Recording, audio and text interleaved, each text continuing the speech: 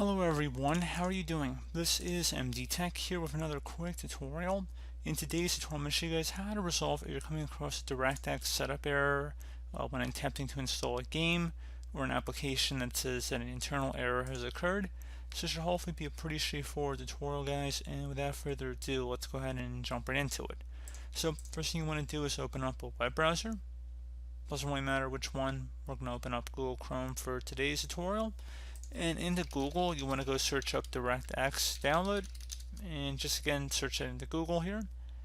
One of the best matches should be from Microsoft domain, so download DirectX An user runtime. Go ahead and select that. Again, make sure it's from Microsoft and they're hosting it and not some third-party website. And there should be an orange download button, so go ahead and select that. Give it a moment to begin the download here.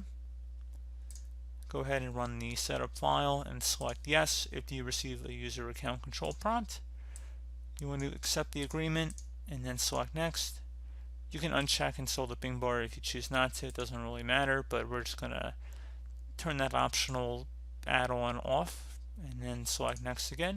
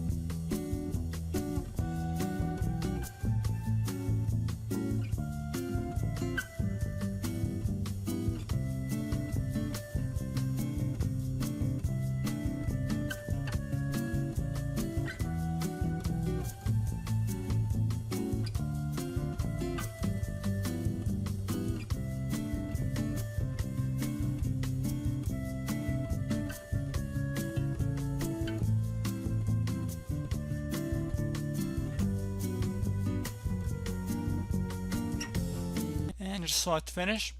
So at this point, go ahead and restart your computer and attempt to relaunch the application you were having the issue with, and hopefully your problem has been resolved. So as always, thank you guys for watching this brief tutorial. Do hope that I was able to help you out, and I do look forward to catching you all in the next tutorial. Goodbye.